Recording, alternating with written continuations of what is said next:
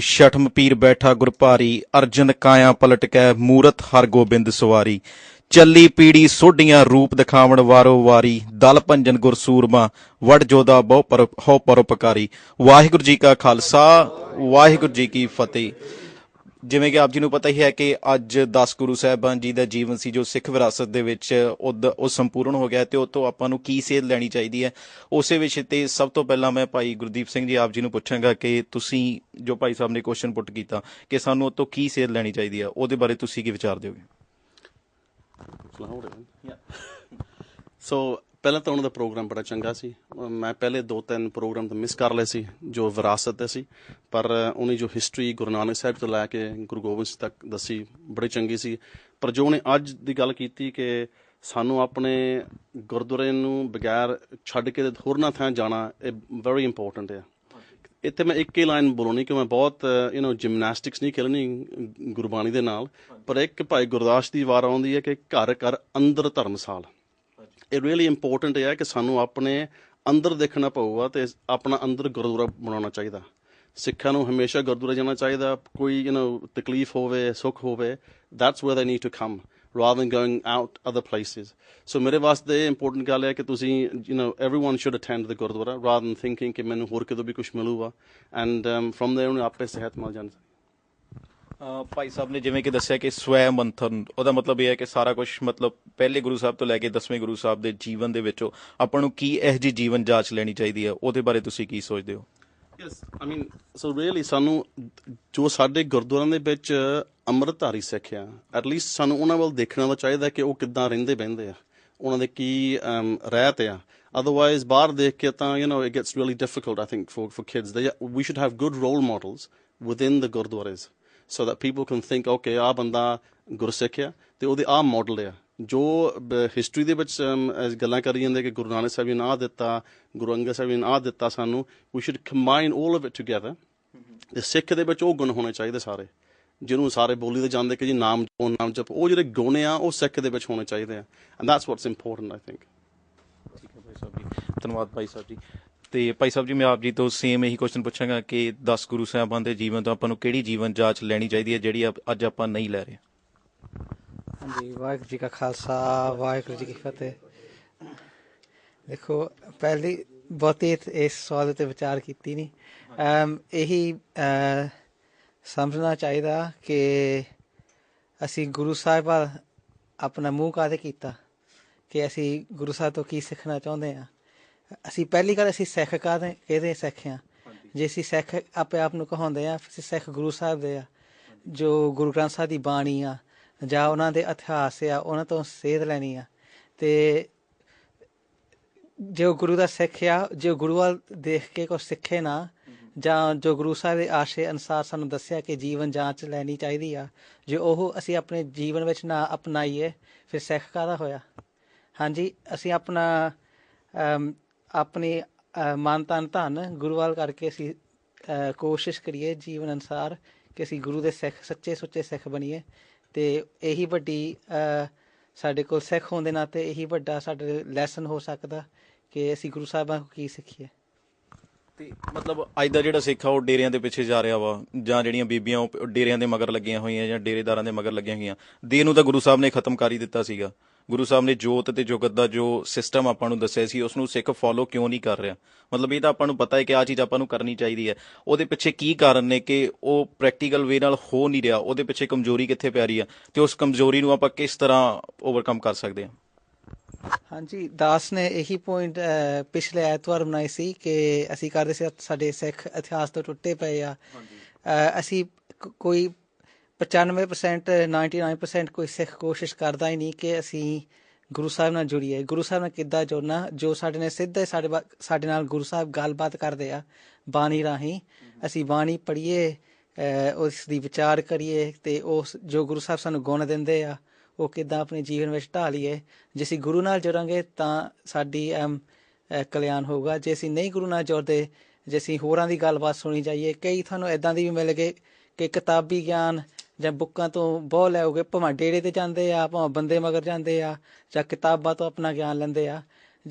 ਜੋ ਸਾਨੂੰ ਗੁਰੂ ਸਾਹਿਬ ਨੇ ਸਾਨੂੰ ਬਖਸ਼ਿਸ਼ ਕੀਤੀ ਆ, ਸਭ ਤੋਂ ਵੱਡੀ ਗੁਰਬਾਣੀ, ਤੇ ਅੰਮ੍ਰਿਤ ਦੀ ਦਾਤ ਅਸੀਂ ਉਹਨਾਂ ਵਿੱਚ ਦ੍ਰਿੜ ਹੋਈਏ ਤੇ ਆਪ ਗੁਰੂ ਸਾਹਿਬ ਪੱਕਾ ਵਿਸ਼ਵਾਸ ਹੈ ਆਪ ਗੁਰੂ ਸਾਹਿਬ ਕਿਰਪਾ ਕਰਨਗੇ ਸਾਨੂੰ ਹੋਰ ਕਿਤੇ ਜਾਣ ਦੀ ਲੋੜ ਨਹੀਂ ਆਪਣੇ ਬਾਣੀ ਨਾਲ ਜੀਵਨ ਕਮਾਈਏ ਤੇ ਆਪ ਬਾਣੀ ਵਿੱਚ ਸਾਰੀ ਕਿਰਪਾ ਹੋ ਬਾਣੀ ਵਿੱਚ ਸਾਰੀ ਕਿਰਪਾ ਆ ਧੰਨਵਾਦ ਭਾਈ ਸਾਹਿਬ ਜੀ ਵਾਹਿਗੁਰੂ ਜੀ ਕਾ ਖਾਲਸਾ ਵਾਹਿਗੁਰੂ ਜੀ ਕੀ ਫਤਿਹ ਹਾਂਜੀ ਭਾਈ ਸਾਹਿਬ ਜੀ ਤੁਸੀਂ ਕੀ ਕਹਿਣਾ ਚਾਹੋਗੇ ਕਿ ਗੁਰੂ ਸਾਹਿਬ ਦੇ ਜੀਵਨ ਜਾਂਚ ਤੋਂ ਆਪਾਂ ਨੂੰ ਕੀ ਸਿੱਖਣਾ ਚਾਹੀਦਾ ਹੈ ਪਹਿਲੇ ਗੁਰੂ ਸਾਹਿਬ ਤੋਂ ਲੈ ਕੇ 10ਵੇਂ ਗੁਰੂ ਸਾਹਿਬ ਤੱਕ ਉਹ ਹਰ ਇੱਕ ਸਿਚੁਏਸ਼ਨ ਦੇ ਵਿੱਚੋਂ ਨਿਕਲੇ ਉਹਨਾਂ ਨੇ ਹਰ ਇੱਕ ਜਾਮੇ ਦੇ ਵਿੱਚ ਸਾਨੂੰ ਹਰ ਇੱਕ ਤਰ੍ਹਾਂ ਦਾ ਜੇ ਗੁਰੂ ਸਾਹਿਬ ਮਾਡਰਨ ਵੀ ਹੋਏ ਜੇ 5ਵੇਂ ਪਾਤਸ਼ਾਹ ਤੱਕ ਮੀਰੀ ਤੇ ਪੀਰੀ ਦਾ ਸਿਧਾਂਤ 6ਵੇਂ ਪਾਤਸ਼ਾਹ ਨੇ ਉਹ ਵੀ ਸ਼ੁਰੂ ਕੀਤਾ ਪਹਿਲਾਂ ਜੇ ਲੋੜ ਨਹੀਂ ਸੀਗੀ ਤੇ ਉਹਨਾਂ ਨੇ ਨਹੀਂ ਲੋੜ ਬਾਅਦ ਚੋਂ ਜੇ ਸ਼ਸਤਰ ਦੀ ਲੋੜ ਪਈ ਸਿੱਖ ਨੂੰ ਸ਼ਸਤਰਧਾਰੀ ਵੀ ਕੀਤਾ ਤੇ ਇਹਦੇ ਬਾਰੇ ਤੁਸੀਂ ਕੀ ਕਹਿਣਾ ਚਾਹੁੰਦੇ ਕਿ ਅੱਜ ਦਾ ਸਿੱਖ ਕਿੱਥੇ ਖੜਾ ਹੈ ਤੇ ਉਹ ਮਤਲਬ ਅੱਗੇ ਪ੍ਰੋਗਰੈਸ ਕਿਉਂ ਨਹੀਂ ਕਰ ਰਿਹਾ ਕਿਉਂ ਅਸੀਂ ਦੂਰ ਜਾ ਰਹੇ ਹਾਂ ਵਾਹਿਗੁਰੂ ਜੀ ਕਾ ਖਾਲਸਾ ਵਾਹਿਗੁਰੂ ਜੀ ਕੀ ਫਤਿਹ ਵੀਰ ਜੀ ਮੈਨੂੰ ਲੱਗਦਾ ਹੈ ਸਿੱਖੀ ਸ਼ੁਰੂ ਹੀ ਇਸ ਵਾਸਤੇ ਹੋਈ ਕਿ ਅਸੀਂ ਸਾਰੇ ਰਿਚੁਅਲਸ ਵਿੱਚ ਕਰਮ ਕਾਂਡਾਂ ਵਿੱਚ ਜਿਵੇਂ ਵੀਰ ਜੀ ਨੇ ਕਿਹਾ ਸਾਰੇ ਇੰਨੇ ਜ਼ਿਆਦਾ ਇੰਗੇਜ ਸੀ ਕਿ ਅਸੀਂ ਮੇਨ ਡੈਫੀਨੇਸ਼ਨ ਜਾਂ ਮੇਨ ਪਰਪਸ ਇਸ ਬਰਥ ਦਾ ਹੀ ਭੁੱਲ ਚੁੱਕੇ ਸੀ ਅੱਜ ਅਗਰ ਮੈਂ ਸੋਚਾਂ ਕਿ ਕਿਸ ਵਾਸਤੇ ਅਸੀਂ ਉਸ ਲੈਵਲ ਤੇ ਨਹੀਂ ਪਹੁੰਚ ਪਾਏ ਜੋ ਸਾਡੇ ਤੋਂ ਐਕਸਪੈਕਟਡ ਸੀ ਜਾਂ ਅਸੀਂ 84 ਲੱਖ ਜ਼ੋਨਾਂ ਤੋਂ ਬਾਅਦ ਇਸ ਜ਼ੋਨ ਵਿੱਚ ਆਏ ਕਿ ਅਸੀਂ ਜਨਮ ਮਰਨ ਦੇ ਗੇੜੇ ਚੋਂ ਮੁਕਤ ਹੋ ਜਾਈਏ 84 ਦੇ ਗੇੜੇ ਚੋਂ ਬਚ ਜਾਈਏ ਤੇ ਦਾ ਪਰਪਸ ਸਿਰਫ ਇੱਕੋ ਸੀ ਕਿ ਅਸੀਂ ਐਕਚੁਅਲੀ ਰੱਬ ਤੋਂ ਜੁੜੀਏ ਸਾਡੇ ਜੀਵਨ ਵਿੱਚ ਇੰਨੀ ਸ਼ਰਧਾ ਹੋਵੇ ਇੰਨਾ ਭਰੋਸਾ ਹੋਵੇ ਜਿਵੇਂ ਵੀਰ ਜੀ ਨੇ ਕਿਹਾ ਬਾਣੀ ਨਾਲ ਜੁੜੀਏ ਸਹੀ ਰਸਤੇ ਚੱਲੀਏ ਅੱਜ ਕੱਲ੍ਹ ਜਿੰਨੀ ਡਿਬੇਟ ਜਿੰਨੀ ਸਾਰੀ ਗੱਲਾਂ ਜਿੰਨੇ ਡਿਸਕਸ਼ਨ ਜਿੰਨੇ ਡੇਰੇ ਸਭ ਦਾ ਪਰਪਸ ਹੈ ਕਿ ਮੇਨ ਫੋਕਸ ਸਾਡਾ ਲੂਜ਼ ਹੋ ਜਾਵੇ ਜੇ ਸਾਡਾ ਵਿਜ਼ਨ ਹੈਗਾ ਜੇ ਭਰੋਸਾ ਸ਼ਰਧਾ ਪੱਕੀ ਹੈਗੀ ਗੁਰੂ ਤੇ ਫਿਰ ਕੁਝ ਨਹੀਂ ਮੂਵ ਕਰ ਸਕਦਾ ਔਰ ਕਿਵੇਂ ਆਪਣਾ ਜੀਵਨ ਉੱਚਾ ਚੁੱਕਣ ਵਾਸਤੇ ਸਿਰਫ ਬਾਣੀ ਸਾਥ ਦੇਗੀ ਬਾਣੀ ਹੋਵੇ ਨਾਲੇ ਸਭ ਤੋਂ ਇੰਪੋਰਟੈਂਟ ਚੀਜ਼ ਮੈਨੂੰ ਜੋ ਲੱਗਦੀ ਹੈ ਉਹ ਫਿਲਟਰਸ ਹੈਗੇ ਤੁਸੀਂ ਜਿਹਨੂੰ ਮਰਜ਼ੀ ਸੁਣੋ ਲੇਕਿਨ ਆਪਣੇ ਗੁਰੂ ਤੇ ਭਰੋਸਾ ਪੱਕਾ ਹੋਣਾ ਚਾਹੀਦਾ ਤਾਂ ਕਿ ਕੋਈ ਤੁਹਾਨੂੰ ਡੇਵੀਏਟ ਨਾ ਕਰ ਸਕੇ ਉਸ ਚੀਜ਼ ਤੋਂ ਫਿਲਟਰਸ ਨਾਲ ਮੇਰਾ ਮਤਲਬ ਇਹ ਹੈਗਾ ਕਿ ਅਸੀਂ ਕਿਹੜੀ ਚੀਜ਼ ਲੈਣੀ ਹੈ ਕਿਹੜੀ ਚੀਜ਼ ਨਹੀਂ ਲੈਣੀ ਕਿਹੜੀ ਚੀਜ਼ ਮਰਿਆਦਾ ਵਾਸਤੇ ਕਿਹੜੀ ਚੀਜ਼ ਆਪਣੀ ਸਿੱਖੀ ਵਾਸਤੇ ਸਹੀ ਹੈ ਉਹਨੂੰ ਆਪਣੇ ਜੀਵਨ ਵਿੱਚ ਧਾਰਨ ਕਰਨ ਦੀ ਕੋਸ਼ਿਸ਼ ਕਰੀਏ ਲੇਕਿਨ ਜਿਹੜੀ ਚੀਜ਼ ਸਾਨੂੰ ਸਿੱਖੀ ਉਹ ਤੋੜਦੀ ਹੈਗੀ ਡਾਊਟਸ ਵੀ ਪਾਉਂਦੀ ਹੈਗੀ ਕਿ ਦਸਮ ਗ੍ਰੰਥ ਕੀ ਹੈਗਾ ਇਹ ਬਾਣੀ ਗੁਰੂ ਸਾਹਿਬ ਨੇ ਲਿਖੀ ਹੈ ਨਹੀਂ ਲਿਖੀ ਤੰਨਾ ਜੱਟ ਵਿੱਚੇ ਸੀ ਨਹੀਂ ਸੀ ਜਾਂ ਉਹਨਾਂ ਦੇ 3 ਸ਼ਬਦ ਪਾਏ ਗਏ ਨੇ ਕਿ ਉਹ ਬਾਅਦ ਵਿੱਚ ਕਿਸੇ ਨੇ ਕੈਰੈਕਟਰ ਇੰਟਰੋਡਿਊਸ ਕੀਤਾ ਹੈ ਹਿੰਦੂਆਂ ਦੀ ਬਾਣੀ ਹਿੰਦੂ ਮਾਈਥੋਲੋਜੀ ਗੁਰੂ ਗੋਬਿੰਦ ਸਿੰਘ ਜੀ ਰਾਮ ਇਹ ਗੁਰੂ ਗ੍ਰੰਥ ਸਾਹਿਬ ਮੈਂਸ਼ਨ ਨੇ ਇਹ ਐਕਚੁਅਲੀ ਸੀ ਜਾਂ ਸਿਰਫ ਇਸ ਵਾਸਤੇ ਮੈਂਸ਼ਨ ਕੀਤਾ ਹੈ ਕਿ ਉਸ ਟਾਈਮ ਤੇ ਪ੍ਰੀਵਲੈਂਟ ਬਹੁਤ ਸਟਰੋਂਗ ਟੌਪਿਕ ਸੀ ਜਾਂ ਐਪਿਕ ਸੀ ਅਸੀਂ ਮੇਨ ਫੋਕਸ ਵੀ ਲੂਜ਼ ਕਰ ਰਹੇ ਹਾਂ ਵੀਰ ਜੀ ਕਿ ਐਕਚੁਅਲ ਪਰਪਸ ਕੀ ਹੈਗਾ ਇਸ ਲਾਈਫ ਦਾ ਉਹ ਅਗਰ ਕਿਸੇ ਆਦਮੀ ਵਿੱਚ ਸੱਚੀ ਸ਼ਰਧਾ ਹੈਗੀ ਉਹ ਉਸ ਗਲਤ ਸਟੋਰੀ ਤੋਂ ਵੀ ਅਗਰ ਮੇਨ ਕਰਕਸ ਲੈ ਲੇ ਆਪਣੀ ਲਾਈਫ ਵਿੱਚ ਤਾਂ ਮੈਨੂੰ ਲੱਗਦਾ ਉਹ ਵੀ ਤਰ ਸਕਦਾ ਹੈ ਚਾਹੇ ਉਹ ਸਟੋਰੀ ਗਲਤ ਹੋਵੇ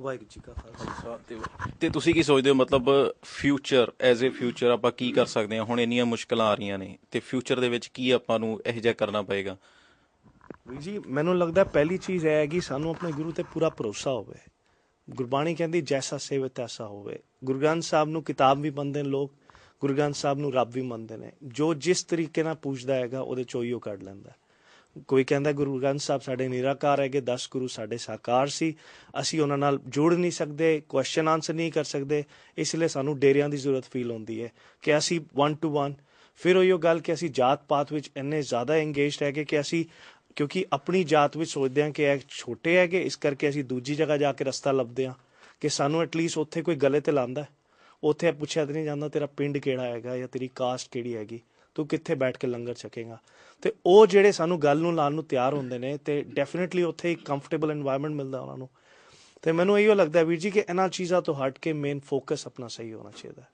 ਕਿ ਅਸੀਂ ਆਪਣੇ ਜੀਵਨ ਵਿੱਚ ਬਸ ਸੱਚੇ ਨਾਲ ਜੁੜੀਏ ਗਲਤ ਚੀਜ਼ ਤੋਂ ਦੂਰ ਰਹੀਏ ਔਰ ਪਤਾ ਹੋਵੇ ਵਾਹਿਗੁਰੂ ਇੰਨੀ ਬਾਣੀ ਹੋਵੇ ਜੀਵਨ ਵਿੱਚ ਕਿ ਅਸੀਂ ਸਹੀ ਗਲਤ ਦੀ ਪਛਾਣ ਕਰ ਸਕੀਏ ਥੈਂਕ ਯੂ ਭਾਈ ਸਾਹਿਬ ਜੀ ਵਾਹਿਗੁਰੂ ਜੀ ਕਾ ਖਾਲਸਾ ਵਾਹਿਗੁਰੂ ਜੀ ਕੀ ਫਤਿਹ ਤੁਸੀਂ ਭਾਈ ਸਾਹਿਬ ਜੀ ਕੀ ਕਹਿਣਾ ਚਾਹੋਗੇ ਜਿਵੇਂ ਕਿ ਭਾਈ ਸਾਹਿਬ ਜੀ ਨੇ ਕੁਐਸਚਨ ਪੁੱਟ ਕੀਤਾ ਕਿ ਪਹਿਲੇ ਗੁਰੂ ਸਾਹਿਬਾਨ ਤੋਂ ਲੈ ਕੇ 10ਵੇਂ ਗੁਰੂ ਸਾਹਿਬਾਨ ਤੱਕ ਜੋ ਜੀਵਨ ਜਾਂਚ ਸਾਨੂੰ ਦੱਸੀ ਗਈ ਸੀ ਅਸੀਂ ਉਸ ਆਸਰੇ ਨੂੰ ਛੱਡ ਕੇ ਆਲੇ ਦੁਆਲੇ ਬਾਕੀ ਦੇ ਆਸਰੇ ਲੱਭਦੇ ਹਾਂ ਹਾਂਜੀ ਵਾਹਿਗੁਰੂ ਜੀ ਕਾ ਖਾਲਸਾ ਵਾਹਿਗੁਰੂ ਜੀ ਕੀ ਫਤਿਹ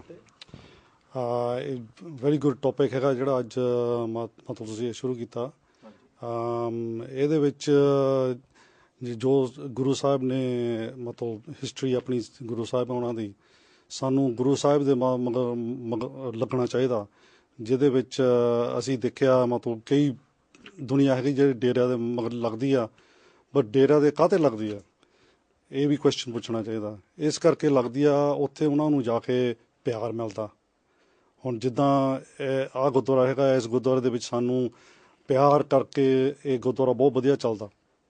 ਹਾਂਜੀ, ਜੇ ਪਿਆਰ ਦੇ ਨਾਲ ਤੁਸੀਂ ਹਰ ਇੱਕ ਦੁਨੀਆ ਨੂੰ ਨਾਲ ਜੋੜ ਸਕਦੇ।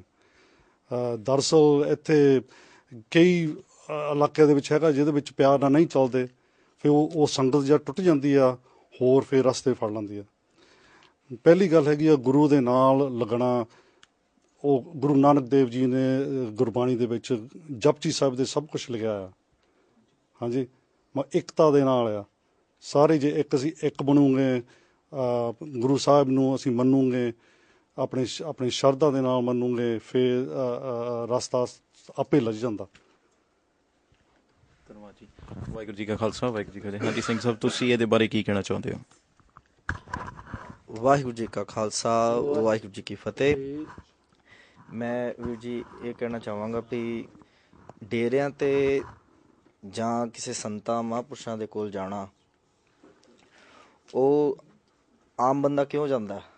ਆਮ ਇਨਸਾਨ ਇਸ ਕਰਕੇ ਜਾਂਦਾ ਕਿਉਂਕਿ ਜਿਹੜਾ ਉੱਥੋਂ ਪ੍ਰਚਾਰ ਹੈ, ਜਿਹੜਾ ਗੁਰਬਾਣੀ ਦਾ ਪ੍ਰਚਾਰ ਕਰਦੇ ਨੇ ਸੰਤ ਮਹਾਂਪੁਰਸ਼ ਜਾਂ ਫਿਰ ਡੇਰੇ 'ਤੇ ਜਿਹੜਾ ਵੀ ਬਾਬਾ ਬੈਠਾ ਜਾਂ ਜੋ ਵੀ ਹੈ, ਉਹ ਪ੍ਰਚਾਰ ਬਿਲਕੁਲ ਠੀਕ ਕਰਦੇ ਨੇ। ਉਸ ਤੋਂ ਬਾਅਦ ਜਦੋਂ ਵਿੱਚ ਵੜ ਕੇ ਵੇਖਦੇ ਆ, ਜਦੋਂ ਉਹਨਾਂ ਨੂੰ ਵਿੱਚ ਵੜ ਕੇ ਦੇਖਿਆ ਜਾਂਦਾ, ਉਹਨਾਂ ਦੀਆਂ ਆਪਣਾ ਜੀਵਨ, ਉਹਨਾਂ ਦੀਆਂ ਆਪਣੀਆਂ ਆਦਤਾਂ, ਹੈ ਨਾ, ਉਦੋਂ ਫਿਰ ਇਹ ਸਾਰੀ ਜੋ ਵੀ ਦੁਨੀਆ ਦੇ ਅੱਗੇ ਉਹਨਾਂ ਦਾ ਸੱਚਾਈ ਜਦੋਂ ਆਉਂਦੀ ਹੈ, ਫਿਰ ਸਾਰੇ ਆਪਾਂ ਕਹਿੰਦੇ ਹਾਂ ਵੀ ਡੇਰੇ 'ਤੇ ਜਾਣਾ ਠੀਕ ਨਹੀਂ ਹੈ, ਸੰਤਾਂ ਮਹਾਂਪੁਰਸ਼ਾਂ ਕੋਲ ਜਾਣਾ ਠੀਕ ਨਹੀਂ ਹੈ। ਪਰ ਇੱਕ ਗੱਲ ਮੈਂ ਇਹ ਕਹਿਣਾ ਚਾਹਾਂਗਾ ਵੀ ਇੱਕ ਤਾਂ ਸਭ ਤੋਂ ਵੱਡੀ ਗੱਲ ਇਹ ਹੈ ਵੀ ਸਾਨੂੰ ਬਾਣੀ ਨਾਲ ਜੁੜਨਾ ਚਾਹੀਦਾ, ਜਿਵੇਂ ਕਿ ਮੇਰੇ ਵੀਰ ਜੀ ਪਹਿਲਾਂ ਵੀ ਕਹਿ ਬੈਠੇ ਨੇ।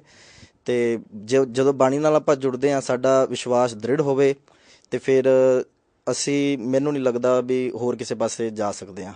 ਜੇ ਜਾਂਦੇ ਆ ਲੋਕ, ਅਤੇ ਮੈਂ ਉਹਨਾਂ ਨੂੰ ਇਹ ਕਹਿਣਾ ਚਾਹਾਂਗਾ ਵੀ ਉਹ ਜੇ ਉੱਥੇ ਜਾਣ ਜਿੱਥੇ ਉਹਨਾਂ ਨੂੰ ਬਾਣੀ ਬਾਰੇ ਸੱਚ ਅਤੇ ਸਹੀ ਗਾਈਡ ਕੀਤਾ ਜਾਂਦਾ, ਠੀਕ ਹੈ।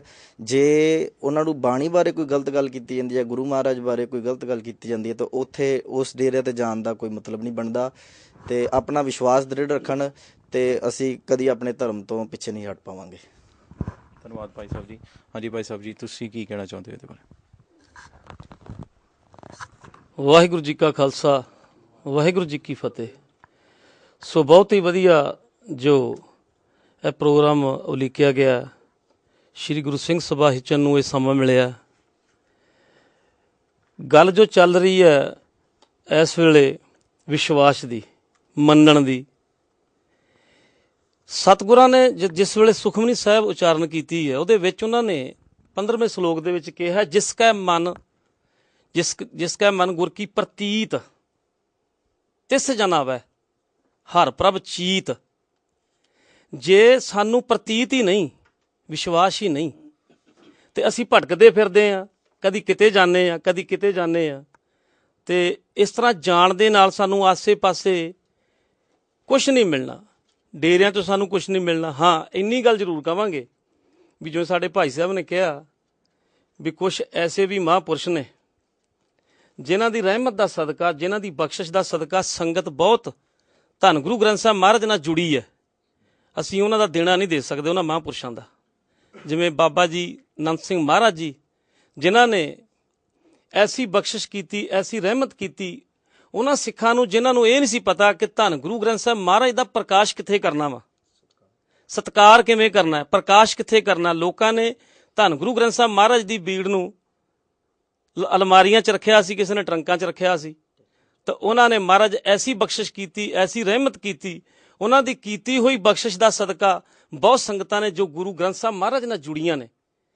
ਤੋ ਦਾਸ ਦੀ ਇਹੀ ਬੇਨਤੀ ਹੈ ਕਿ ਜੇ ਜੁੜੀਏ ਤੇ ਆਪਣੇ ਇਸ ਪਰਮ ਪਿਤਾ ਸਾਹਿਬ ਸ਼੍ਰੀ ਗੁਰੂ ਗ੍ਰੰਥ ਸਾਹਿਬ ਮਹਾਰਾਜ ਦੀ ਪਵਿੱਤਰ ਪਾਵਨ ਬਾਣੀ ਨਾਲ ਜੁੜੀਏ, ਜਿਹੜੀ ਕਹਿੰਦੀ ਹੈ ਏਕੋ ਜਪ ਏਕੋ ਸਲਾਹੇ ਏਕ ਸਿਮਰ ਏਕੋ ਮਨ ਆਹੇ ਏਕ ਸਕੇ ਗੁਣ ਗਾਓ ਅਨੰਤ ਮੰਤ ਜਾਪ ਏਕ ਭਗਵੰਤ। ਐਸਾ ਆਨੰਦ ਆ ਜਾਂਦਾ ਜੇ ਅਸੀਂ ਸਾਹਿਬ ਸ਼੍ਰੀ ਗੁਰੂ ਗ੍ਰੰਥ ਸਾਹਿਬ ਮਹਾਰਾਜ ਦੇ ਨਾਲ ਬਹਿ ਕੇ ਗੱਲਾਂ ਕਰੀਏ, ਸੁਣੀਏ ਬਹਿ ਕੇ ਪਿਤਾ ਦੀ ਬਾਣੀ, ਤੇ ਮਨ ਆਨੰਦ ਵਿੱਚ ਆ ਜਾਂਦਾ, ਆਨੰਦ ਚਿੱਤ ਹੋ ਜਾਂਦਾ। ਬ੍ਰਹਮ ਬਿੰਦਾ ਤਿਸ ਦਾ ਬ੍ਰਹਮਤ ਰਹਿ ਏਕ ਸ਼ਬਦ ਲਵਲਾਏ, ਨਵ ਨਿਧੀ 18 ਸਿੱਧੀ ਪਿੱਛੇ ਲੱਗੀਆਂ ਫਿਰੈ, ਜੋ ਹਰ ਹਿਰਦੈ ਸਦਾ ਵਸਾਏ। ਐਸੀ ਬਖਸ਼ਿਸ਼ ਹੋ ਜਾਂਦੀ ਹੈ। ਦਾਸ ਦੀ ਇਹੀ ਬੇਨਤੀ ਹੈ। ਸਭ ਤੋਂ ਪਹਿਲਾਂ ਤਾਂ ਮੈਨੂੰ ਇੱਥੇ ਆ ਕੇ ਇੰਗਲੈਂਡ ਦੇ ਵਿੱਚ ਇੰਗਲੈਂਡ ਦੀ ਸੰਗਤ ਨਾਲ ਬੜਾ ਪਿਆਰ ਹੋਇਆ, ਕਿਉਂਕਿ ਇੰਗਲੈਂਡ ਦੀ ਸੰਗਤ ਖਾਸ ਕਰਕੇ ਜਿਹੜੀ ਜਿਸ ਵੇਲੇ ਅਸੀਂ ਬਾਣੀ ਪੜ੍ਹਦੇ ਹਾਂ ਬਹੁਤ ਹੀ ਆਨੰਦ ਨਾਲ ਬਹਿ ਕੇ ਬਾਣੀ ਸਰਵਣ ਕਰਦੀ ਹੈ। ਦਾਸ ਨੇ ਆਪਣਾ ਸਮਾਂ ਇੰਡੀਆ ਵਿੱਚ ਵੀ ਗੁਜ਼ਾਰਿਆ, ਕਾਫੀ ਸਮਾਂ ਲਾਇਆ। ਜਿਸ ਵੇਲੇ ਕਹਿਣਾ ਭਾਈ ਸਾਹਿਬ ਪਾਠ ਸ਼ੁਰੂ ਕਰੋ, ਅਸੀਂ ਪਾਠ ਸ਼ੁਰੂ ਕਰ ਦੇਣਾ, ਕਿਸੇ ਨੇ ਬਹਿਣਾ ਨਹੀਂ। ਜਿਸ ਵੇਲੇ ਬਹਿਣਾ ਹੀ ਨਹੀਂ, ਸੁਣਨਾ ਹੀ ਨਹੀਂ, ਪਿਤਾ ਸਾਡਾ ਕੀ ਕਹਿੰਦਾ, ਸਾਡਾ ਪਿਤਾ ਸਾਨੂੰ ਕੀ ਕਹਿ ਰਿਹਾ, ਕੀ ਉਪਦੇਸ਼ ਦੇ ਰਿਹਾ, ਕੀ ਸਾਡੇ ਹਿਰਦੇ ਵਿੱਚ ਵਸੇਗਾ। ਪਰ ਇੱਥੋਂ ਦੀ ਸੰਗਤ ਦੀ ਬੜੀ ਗੱਲਬਾਤ ਆ, ਜਿਹੜੇ ਇੱਕ ਮਨ ਇੱਕ ਚਿੱਤ ਹੋ ਕੇ ਸਤਿਗੁਰਾਂ ਦੀ ਪਵਿੱਤਰ ਪਾਵਨ ਬਾਣੀ ਸਰਵਣ ਕਰਦੇ ਨੇ। ਇਸੇ ਤਰ੍ਹਾਂ ਸਰਵਣ ਕਰਦੇ ਰਹਿਣ ਤਾਂ ਸਾਨੂੰ ਕਿਤੇ ਜਾਣ ਦੀ ਲੋੜ ਨਹੀਂ। ਵਾਹਿਗੁਰੂ ਜੀ ਕਾ ਖਾਲਸਾ, ਵਾਹਿਗੁਰੂ ਜੀ ਕੀ ਫਤਿਹ। ਹਾਂਜੀ ਭਾਈ ਸਾਹਿਬ ਜੀ, ਤੁਸੀਂ ਕੀ ਕਹਿਣਾ ਚਾਹੋਗੇ ਕਿ ਕਿਉਂ ਨਹੀਂ ਅੱਜ ਦਾ ਸਿੱਖ ਜੁੜ ਰਿਹਾ ਤੇ ਕਿਸ ਤਰ੍ਹਾਂ ਉਸ ਨੂੰ ਜੋੜਿਆ ਜਾ ਸਕਦਾ ਹੈ? ਭਾਈ ਸਾਹਿਬ ਨੇ ਦੱਸਿਆ ਕਿ ਆਪਾਂ ਬਾਣੀ ਨਾਲ ਜੋੜ ਸਕਦੇ ਹਾਂ। ਹਾਂਜੀ, ਵਾਹਿਗੁਰੂ ਜੀ ਕਾ ਖਾਲਸਾ, ਵਾਹਿਗੁਰੂ ਜੀ ਕੀ ਫਤਿਹ। ਜੋ ਸਿੱਖ ਚੈਨਲ ਵੱਲੋਂ ਪਿਛਲੇ ਕੁਝ ਸਮੇਂ ਤੋਂ ਸਤਿਗੁਰੂ ਜੀ ਦੀ ਬਖਸ਼ਿਸ਼ ਨਾਲ ਅੱਠੇ ਪਹਿਰ ਗੁਰਬਾਣੀ ਨਾਲ ਜੋੜਨ ਦਾ ਉਪਰਾਲਾ ਕੀਤਾ ਜਾ ਰਿਹਾ, ਬਹੁਤ ਹੀ ਸ਼ਲਾਘਾਯੋਗ ਹੈ।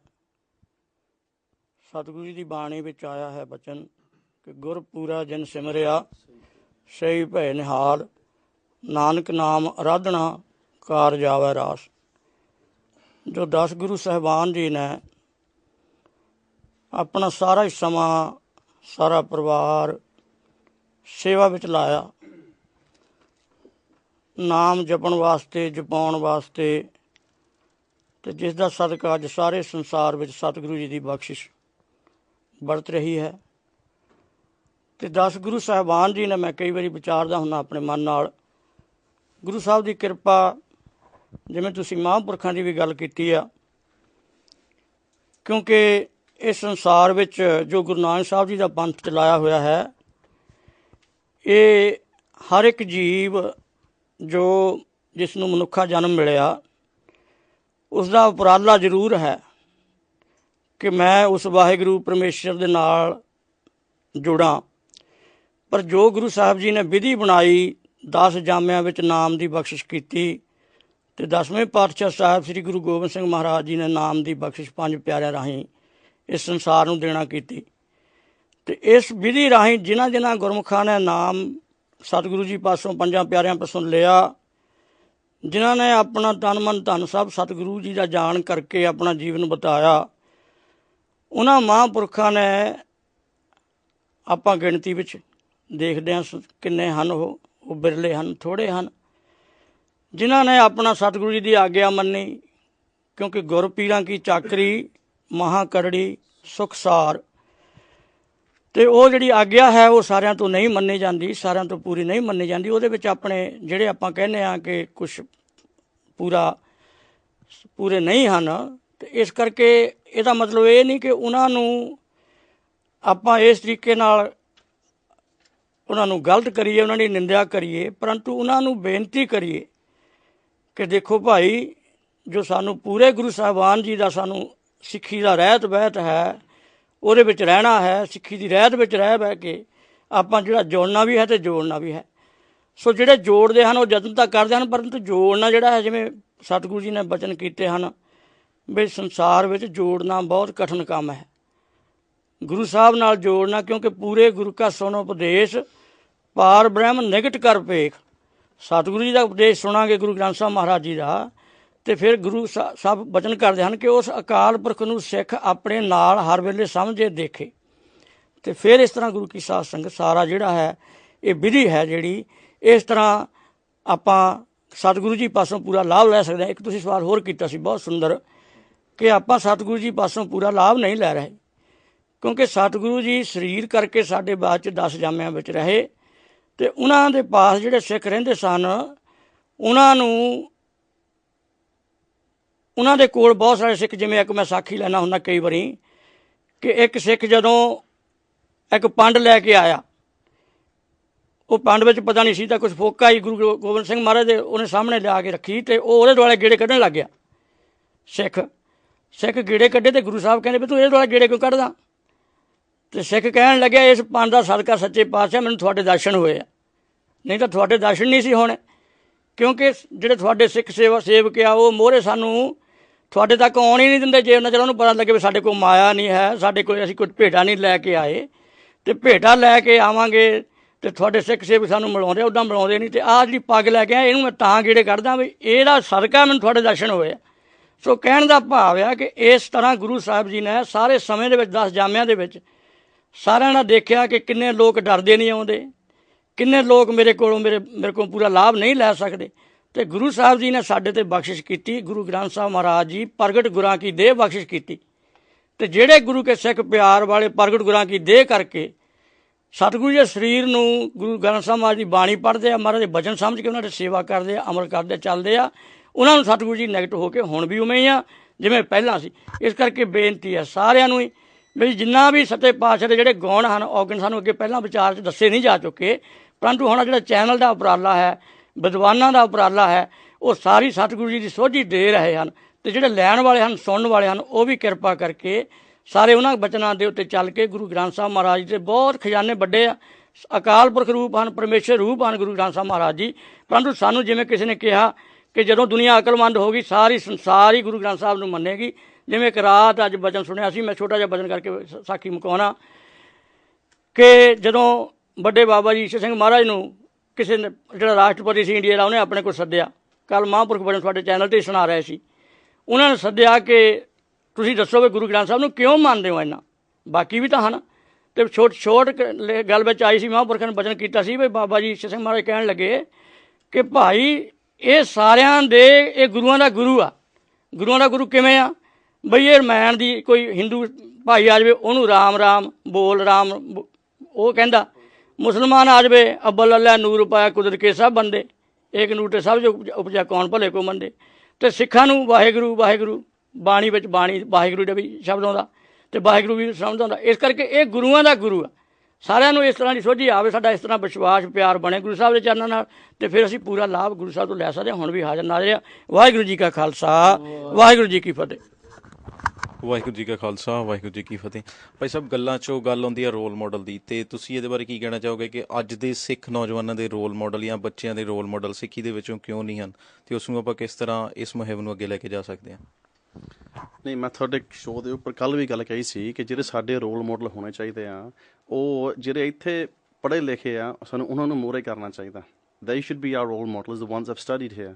ਉਹ ਜਿਹੜੇ ਇੰਡੀਆ ਤੋਂ ਆਉਂਦੇ ਸਾਨੂੰ ਤਾਂ ਪਤਾ ਨਹੀਂ ਲੱਗਦਾ ਕੀ ਬੋਲੀ ਜਾਂਦੇ ਆ। they are better for a different audience, not for us. so ਸਾਡੇ ਰੋਲ ਮਾਡਲ ਹੋਣੇ ਚਾਹੀਦੇ ਆ the ones that have grown up in the UK and have spent time within the Gurdwara complex। ਜਿਹੜੇ ਸਾਡੇ, ਉਹ ਜ਼ਰੂਰੀ ਨਹੀਂ ਕਿ ਹੁਣ ਸਾਰੇ ਨੇ ਪੱਗਾਂ ਰੱਖੀਆਂ ਹੋਵੇ ਜਾਂ ਦਾੜੀਆਂ ਰੱਖੀਆਂ ਹੋਵੇ ਜਾਂ ਅੰਮ੍ਰਿਤਧਾਰੀ ਹੋਣ। ਕੋਈ ਸਹਿਜਧਾਰੀ ਵੀਰ ਸਾਡੇ ਬੜੇ ਬੜੇ ਲਾਈਕ ਆ ਇੱਥੇ। ਸੋ ਇਟ ਸ਼ੁਡਨਟ ਬੀ ਕਿ ਹਾਂ ਸਾਨੂੰ ਉਹ ਰੋਲ ਮਾਡਲ ਸਾਨੂੰ ਗੁਰਦੁਆਰੇ ਵਿੱਚ ਲਿਆਉਣੇ ਚਾਹੀਦੇ ਆ। ਮੈਂ ਵੀ ਤੁਹਾਨੂੰ ਗੱਲ ਕੀਤੀ ਸੀ ਕੱਲ੍ਹ ਕਿ ਇੱਥੇ ਜਦੋਂ ਹੁਣ ਜਿਹੜੀ ਹਿਸਟਰੀ ਦਾ ਚੈਨਲ ਚੱਲਦਾ ਸੀ, ਇਹ ਇੱਕ ਆਡੀਅנס ਲਈ ਆ, ਪਰ ਸਾਰਿਆਂ ਲਈ ਤਾਂ ਨਹੀਂ ਹੋ ਸਕਦਾ। ਛੋਟਾ ਬੱਚਾ ਕਿੱਦਾਂ ਸਮਝ ਸਕਦਾ ਹੈ? ਸੋ ਸਾਡੇ ਪ੍ਰੋਗਰਾਮਸ ਵੀ ਉੱਦਾਂ ਦੇ ਹੋਣੇ ਚਾਹੀਦੇ ਆ ਦੈਟ ਫਿਟ ਦ ਮਾਡਲ। ਇਸ ਵਾਸਤੇ ਇੱਕ ਆਦਤ ਬਣ ਗਈ ਕਿ ਹਾਂ ਕੀਰਤਨ ਦੇ ਵਿੱਚ ਜੇ ਰਾਗਾਂ ਵਿੱਚ ਵੀ ਕੀਰਤਨ ਕਰਨਾ, ਅੱਧੇ ਤਾਂ ਸਮਝਦੇ ਵੀ ਨਹੀਂ ਰਾਗ ਕੀ ਆ।